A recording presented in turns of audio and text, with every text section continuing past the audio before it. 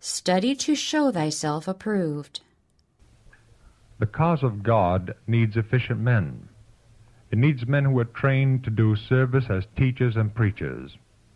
Men have labored with a measure of success who have had little training in school or college, but these might have attained a greater measure of success and might have been more efficient laborers if at the very start they had acquired mental discipline.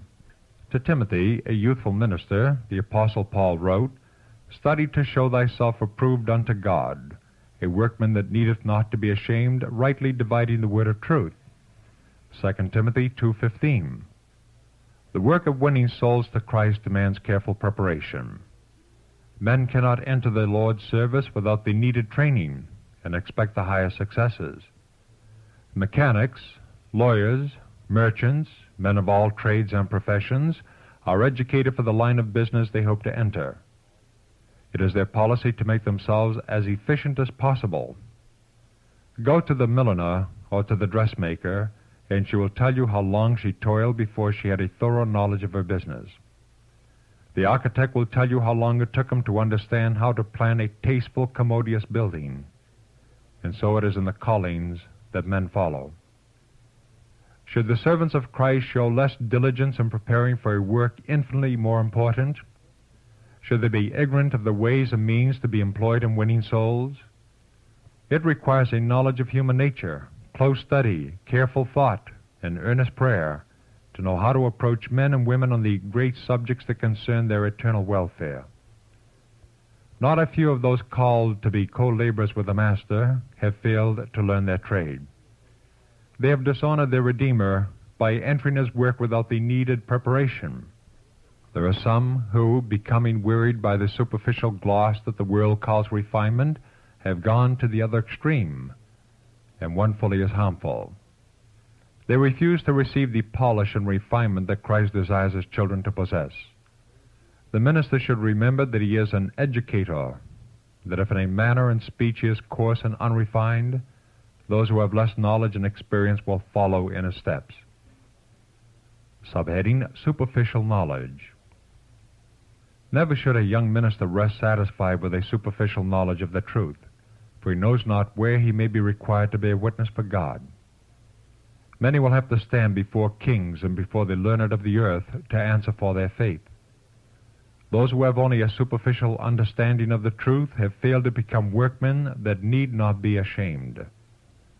They will be confused and will not be able clearly to expound the Scriptures. It is a lamentable fact that the advancement of the cause is hindered by the dearth of educated laborers. Many are wanting in moral and intellectual qualifications. They do not tax the mind. They do not dig for the hidden treasure. Because they only skim the surface, they gain only that knowledge which is to be found upon the surface. Do men think that they will be able, under pressure of circumstances, to step into an important position when they have neglected to train and discipline themselves for the work? Do they imagine that they can be polished instruments in the hands of God for the salvation of souls, if they have not used the opportunities placed at their command for obtaining a fitness for the work?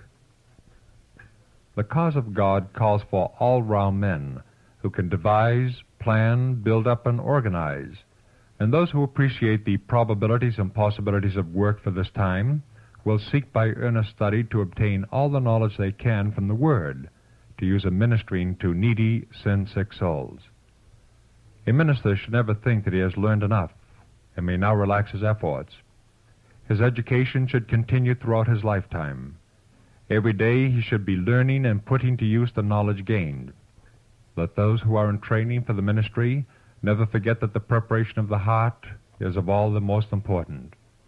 No amount of mental culture or theological training can take the place of this. The bright beams of the Sun of Righteousness must shine into the heart of the worker and purify his life before light from the throne of God can shine through him to those in darkness. During the night, many scenes passed before me, and many points in reference to the work that we are to do for our Master, the Lord Jesus Christ, were made plain and clear. Words were spoken by one of authority, and I will try to repeat in finite words the instruction given regarding the work to be done.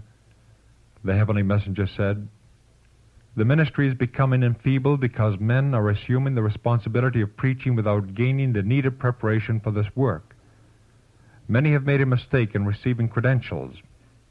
They will have to take up work to which they are better adapted than to the preaching of the Word. They are being paid from the tithe, but their efforts are feeble, and they should not continue to be paid from this fund. In many ways, the ministry is losing its sacred character. Those who are called to the ministry of the Word are to be true, self-sacrificing laborers.